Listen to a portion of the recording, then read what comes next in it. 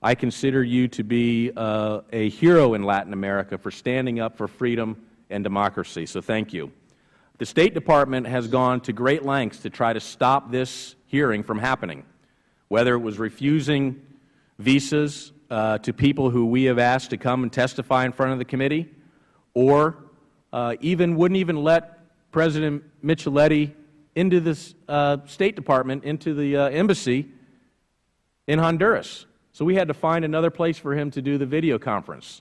And with that, I think that is shameful on the State Department's side. They should welcome the opportunity for this committee to do its oversight. I now recognize myself 5 minutes.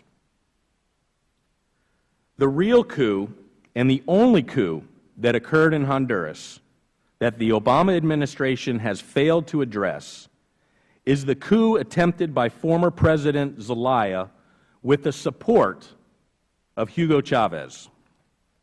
Zelaya attempted to change the Honduran Constitution by all means possible, including the use of the military. In May 2009, President Zelaya, working with his friend Hugo Chavez, ordered a referendum to take place on November 29, 2009, that would have removed presidential term limits. The Honduran Constitution specifically prohibits this, and thus Zelaya violated Article 239 of the Honduran Constitution, which includes a self-executing clause of removal from office. Now, you all know the ALBA nations. The ALBA playbook, led by Hugo Chavez, was followed closely. We have seen it in Bolivia, Nicaragua, and Ecuador. But the courageous Honduran people stood firmly behind their Constitution, behind the rule of law, and for their democracy. The intent of Zelaya, under Chavez's guidance, was to become president for life. I don't know about you, but I call that a dictator. On May 29, 2009, the Attorney General recommended that the Honduran courts hold that Zelaya's referendum was illegal and unconstitutional. In late June, the Supreme Court ordered the Honduran forces not to provide support for the referendum. Zelaya continued to utilize the resources of his friend Hugo Chavez, who printed the ballots and flew them to a military base in Honduras. On June 27th, in opposition to the Supreme Court order, Zelaya led a violent mob to seize and distribute the ballots for the referendum. On June 28th, the Supreme Court issued an arrest order for Zelaya and formally removed him as president. The brave Honduran military was also placed in a difficult position, forced to stand up to their president in order to support their Constitution. On June 28th, the Honduran military, acting on a warrant from the Honduran Supreme Court, removed Zelaya from power. He was later put on a plane out of the country for his own protection as well as other security reasons. On June 28th, President Obama issued a statement calling the removal of Zelaya illegal and a coup. How in the world, after looking at the facts, could you describe what happened in Honduras as a coup? At no time did the military take control of the country. At no time was force used to take over the country. And in fact, Honduras did everything that you would ask from a country in Latin America to do. They stood up for their Constitution. They stood up for the rule of law.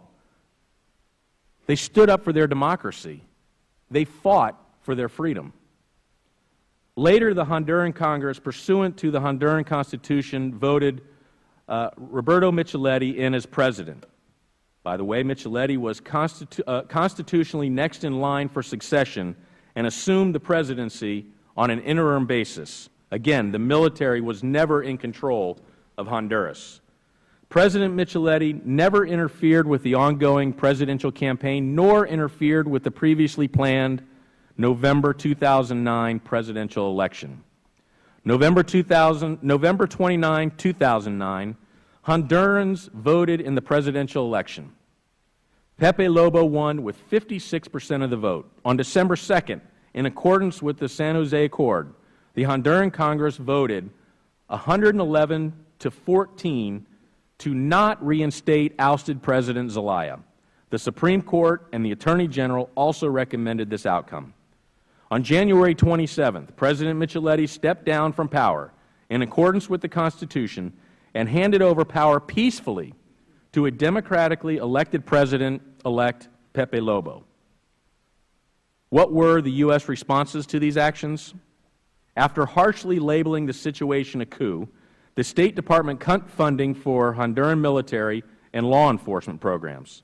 Since then, the homicide rate in Honduras has become one of the highest in the world. So where are we today? Zelaya is back in the country. The Obama administration capitulated to Chavez's demands when accepting Honduras back into the OAS, a flawed and ineffective institution that has failed to uphold its own democratic charter. And the brave Honduran heroes are still being punished by this administration today, as is witnessed by our witness having to speak to you today, not from our subcommittee hearing room. In a hearing before this subcommittee on February 15, 2011, Assistant Secretary Valenzuela said that the State Department was, and I quote, looking into how the visas that were taken away will be restored. It's been 4 months since that statement, 15 months since the U.S. government recognized the new president of Honduras, and almost 2 years since the first visas were revoked. As Assistant Secretary Valenzuela, Ambassador Lawrence, and the Obama administration continue a policy of meddling in Honduran affairs, it is time we hear from the Hondurans themselves. It is important that everyone understand the degree to which U.S. policies have negatively impacted the country of Honduras and the region. It is time for the U.S. administration to move on, specifically Ambassador Lawrence, who, through abuse of power, has manipulated and intimidated the Honduran people. This is not the role of the U.S. diplomatic community. And let me just add, I hope that Ambassador Lawrence is watching this today, and I hope he feels shame for not participating in what should have been held up as what we would expect from countries in Latin America, but for trying to dictate and manipulate an outcome that supports an attempted coup by Zelaya on the country of Honduras. Hondurans deserve to move forward without the counterproductive interference from the State Department. It deserves to have every one of its revoked visas reinstated, to have a second MCC compact, and an Assistant Secretary in the United States State Department who believes in providing the same kind of assistance the United States provides other free countries. In a hemisphere dangerously influenced by anti-democratic forces, Hugo Chavez, Honduras deserves to have the kind of ally that will allow it to determine its own secure and prosperous future. I want to conclude by saying this. I was in Panama a couple weeks ago where I met with President Martinelli. During the meeting, completely unprovoked, the President of Panama requested our help in getting the good people of Honduras their visas back. This is a serious issue. This is a regional issue. And this is an issue that must be solved without further delay. I look forward to hearing from our witnesses and their testimony. And I'll conclude with this. When we look at foreign policy in Latin America, it is time that the United States stands on the side of our allies. It is time that we stand with those who defend their Constitution and the rule of law. It is time we stand with the allies of Panama and Colombia and pass their free trade agreements. It is not a time to appease Hugo Chavez and the ALBA countries. We need to stand strong in support of our friends and allies. And the actions by this President and the State Department are not supporting the security of this country.